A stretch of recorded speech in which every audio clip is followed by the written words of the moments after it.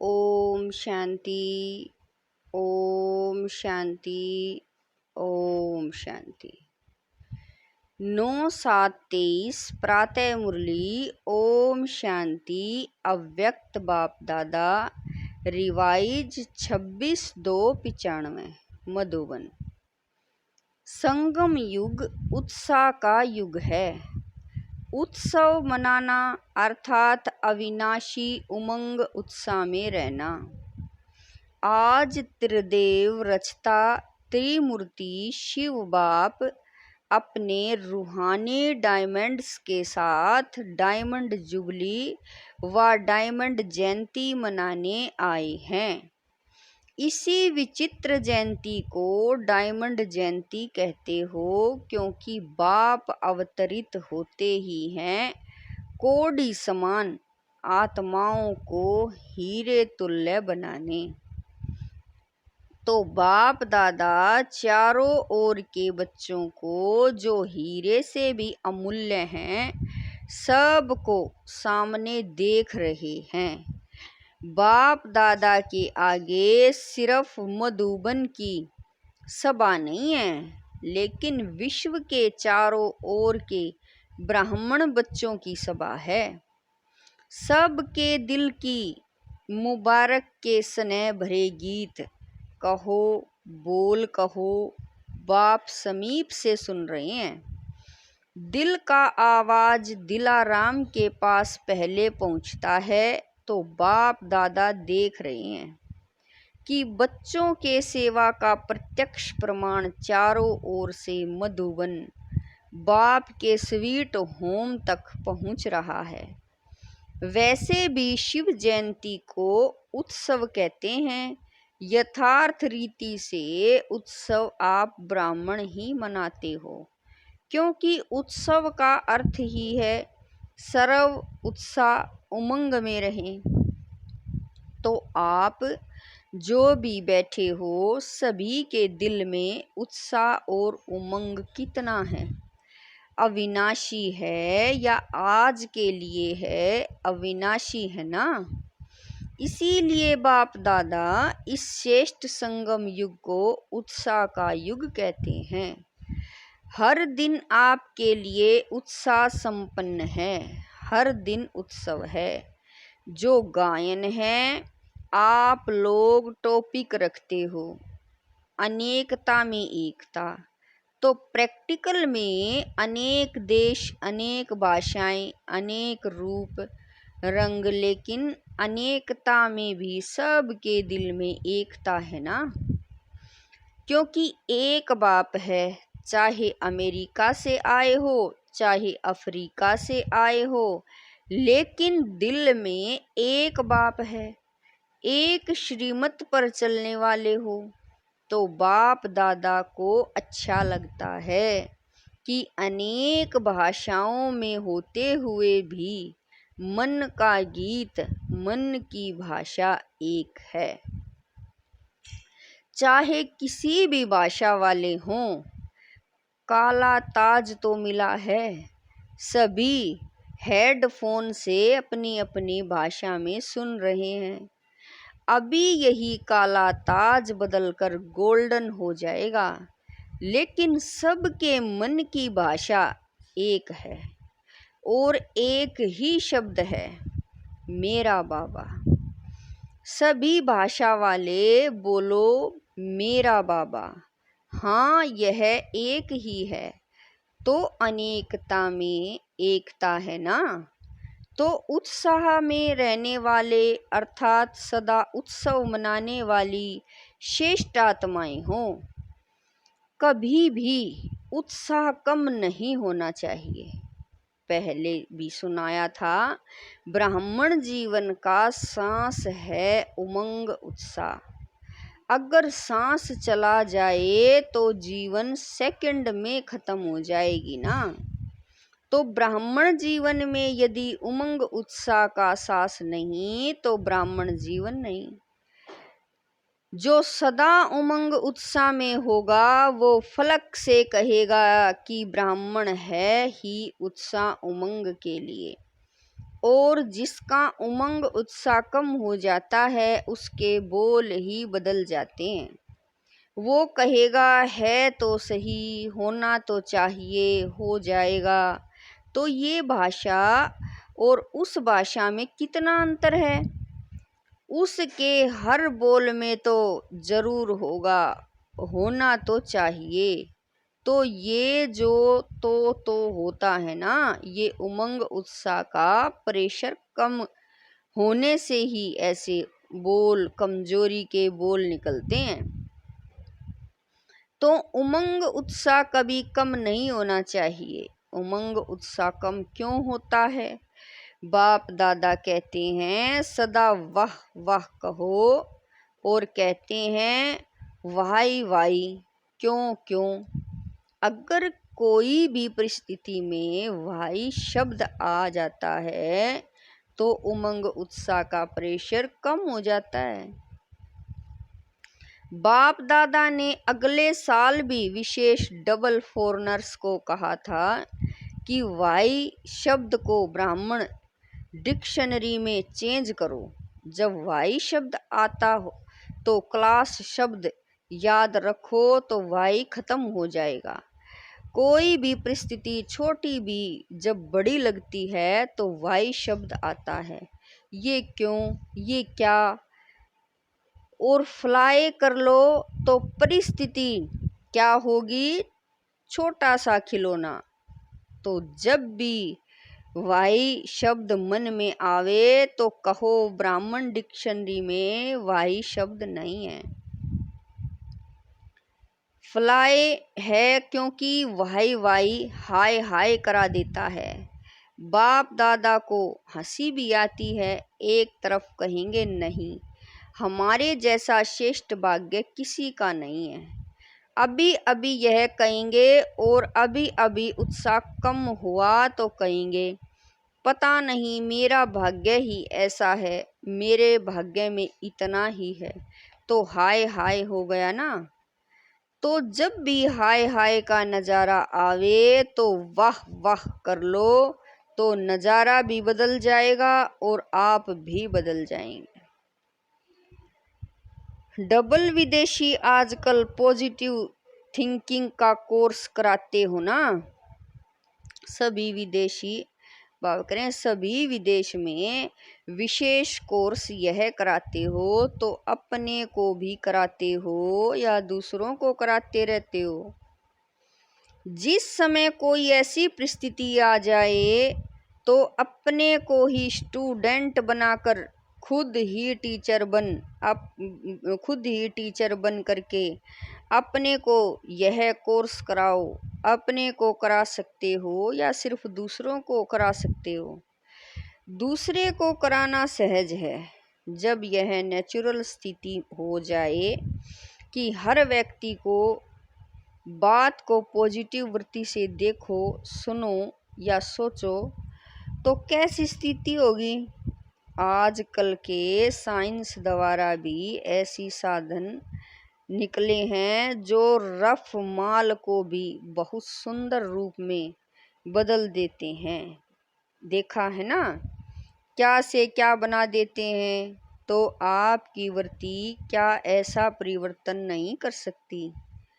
आवे नेगेटिव रूप में, लेकिन आप नेगेटिव को पॉजिटिव वृत्ति से बदल दो। अगर हलचल में आते हैं तो उसका कारण है नेगेटिव सुनना, सोचना व बोलना या करना। ये मॉडल बनाते हो ना, न सोचो, न देखो, न बोलो, न करो। साइलेंस की पावर क्या नेगेटिव की पॉजिटिव में बदल सकती है? आपका मन और बुद्धि ऐसा बन जाए जो नेगेटिव टच नहीं करे, सेकंड में परिवर्तन हो जाए। ऐसी तीव्र गति की अनुभूति कर सकते हो। मन और बुद्धि ऐसा तीव्र गति का यंत्र बन सकता है कि टाइम लगेगा। कि नेगेटिव बात आएगी तो कहेंगे कि थोड़ा सोचने तो दो। देखे तो सही ना, किवड़ स्पीड में परिवर्तन हो जाए। इसको कहा जाता है ब्राह्मण जीवन का मजा, मौज। अगर जीना है तो मौज से जिए, सोच सोच कर जीना वो जीना नहीं है। आप लोग औरों को कहते हो कि राजयोग जीने की कला है, तो आप लोग राजयोगी जीवन वाले हो ना, कि कहने वाले हो। जब राजयोग जीने की कला है तो राजयोगी की कला क्या है? बाबा कह रहे हैं तो राजयोगियों की कला क्या है? यही है ना, तो उत्सव मनाना अर्थात मौज में रहना। बाबा कह रहे हैं मन भी मौज में, तन भी मौज में, संबंध संपर्क भी मौज में। कई बच्चे कहते हैं अपने रीति से तो ठीक रहते हैं, अपने मौज में रहते हैं, लेकिन संबंध संपर्क में मौज में रहे यह कभी कभी होता है, लेकिन संबंध संपर्क ही आपके स्थिति का पेपर है। यदि स्टूडेंट कहे वैसे तो मैं पास विद ऑनर हूँ, लेकिन पेपर के टाइम मार्क्स कम हो जाती है, तो ऐसे को क्या कहेंगे? तो ऐसे तो नहीं होना, फुल पास होने वाले होना। बाप दादा ने सुनाया है कि जो सदा बाप के पास रहते हैं वो पास हैं, पास नहीं रहते तो पास नहीं है। तो सदा कहाँ रहते हो? दूर रहते हो, पास नहीं रहते हो। डबल विदेशियों को तो डबल पास होना चाहिए ना। अच्छा, तो डबल विदेशियों ने इस बारी हाई जंप लगा दी है, मधुबन में हाई जंप लगाकर पहुंच गए हैं। इस बार हर वर्ष से ज़्यादा संख्या में डबल विदेशी मधुबन पहुंचे हुए हैं। अच्छा, डबल विदेशियों को भी कईयों को पटरानी बनने का चांस तो अच्छा मिला है। पटरानी बनने में मज़ा है कि नहीं? आप लोगों की तो अटैची इतनी है जो उस पर ही सो सकते हो, क्योंकि एक घड़ी लाते हैं, एक छोटी लाते हैं, तो छोटी को तकिया बनाओ, जगह बच जाएगी ना, अच्छा लगता है। बाप दादा सीन देखते हैं कैसे भारी भारी अटैचियाँ घसीट कर ला रहे हैं, अच्छी सीन लगती है ना। संगम पर ये मेहनत भी थोड़े समय की है, फिर तो प्रकृति भी आपकी दासी होगी, तो दासियाँ भी बहुत होंगी, फिर आपको सामान उठाने की जरूरत नहीं। अभी आप राज्य स्थापन, बाबा कह रहे हैं अभी अपना राज्य स्थापन हो रहा है, इस समय गुप्त वेश में हो, सेवाधारी हो, फिर राज्य अधिकारी बनेंगे, तो सेवाधारियों को तो सब प्रकार की सेवा करनी पड़ती है। जितनी अभी तन मन धन और संपर्क से सेवा करते हो, उतना ही वहाँ सेवाधारी मिलेंगे। सबसे पहले तो ये प्रकृति के 5 ही तत्व आपके सेवाधारी बनेंगे।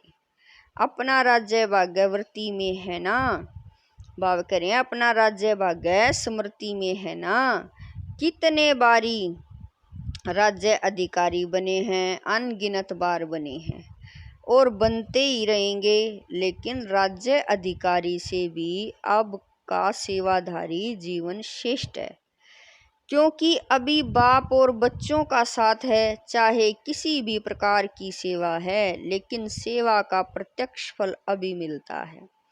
बाप का स्नेह सहयोग और बाप द्वारा मिले हुए खजाने प्रत्यक्ष फल के रूप में मिलते हैं।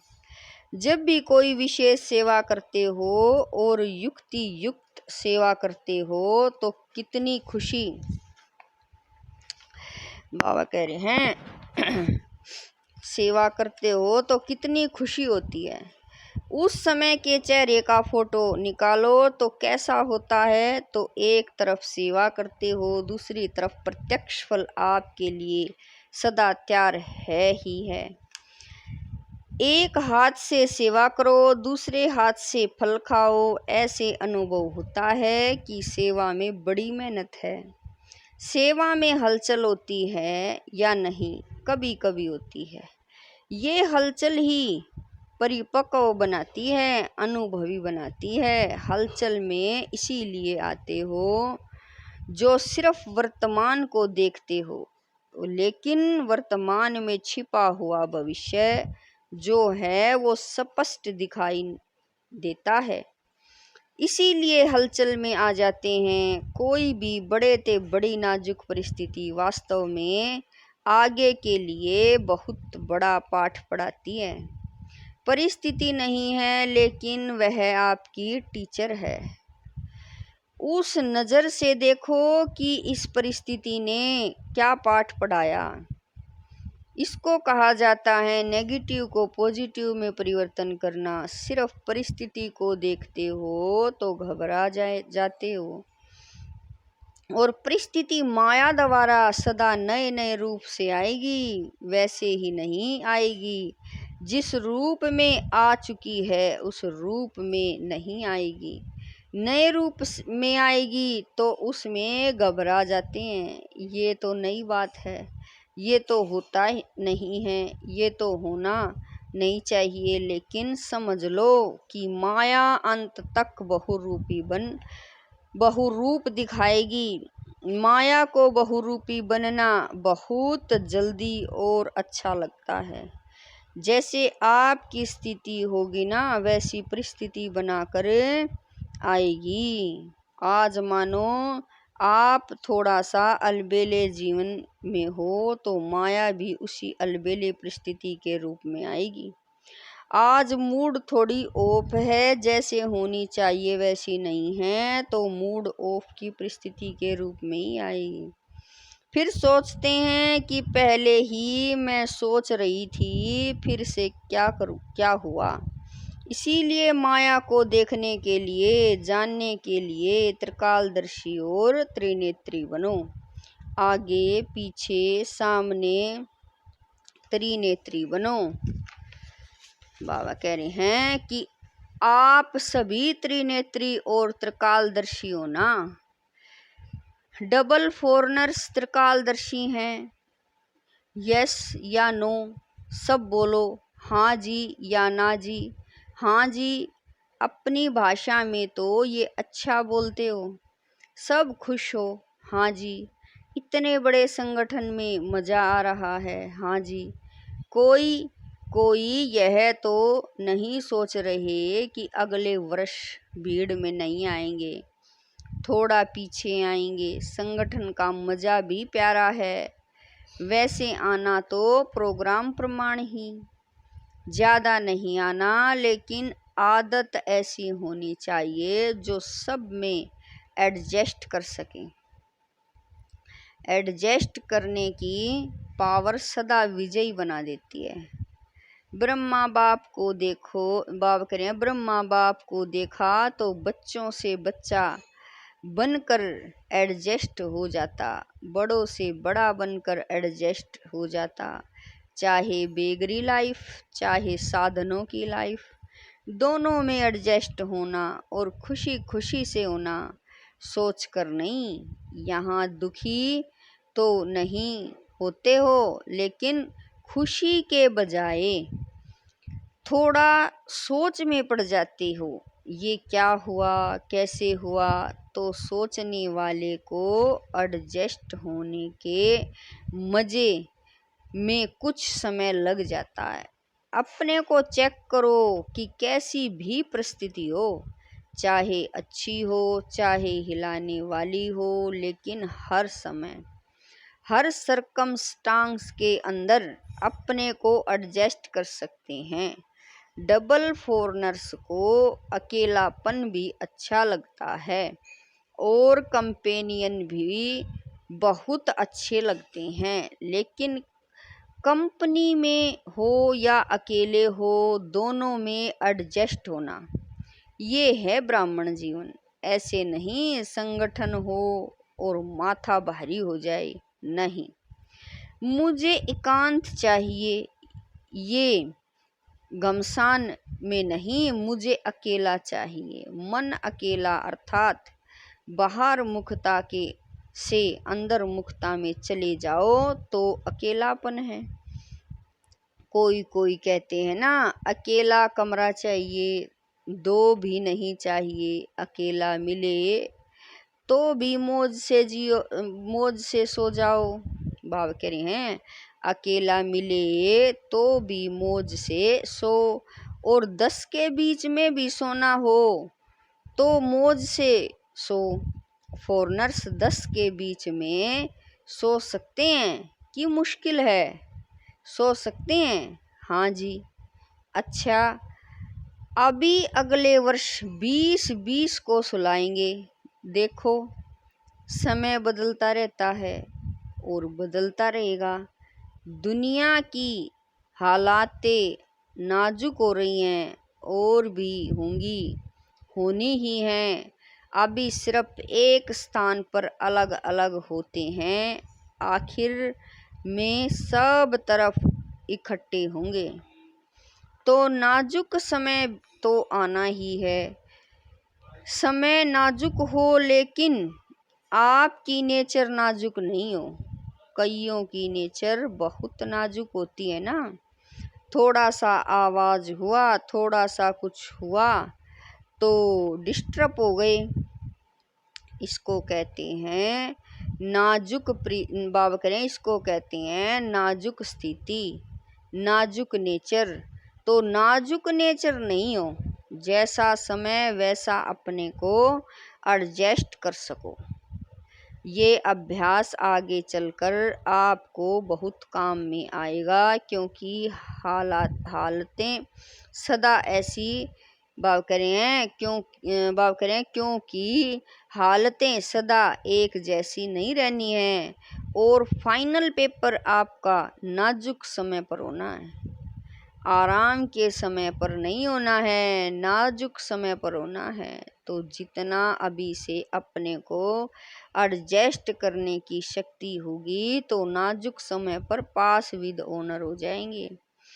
पेपर बहुत टाइम का नहीं है, पेपर तो बहुत थोड़े समय का है, लेकिन चारों ओर की नाजुक परिस्थितियां, उनके बीच में पेपर देना है। इसीलिए अपने को नेचर में भी शक्तिशाली बनाओ। क्या करें, मेरी नेचर ये है, मेरी आदत ही ऐसी है, ये नहीं, इसको नाजुक नेचर कहा जाता है। देखो, बाप दादा ने स्थापन के आदि में सब अनुभव करा लिया।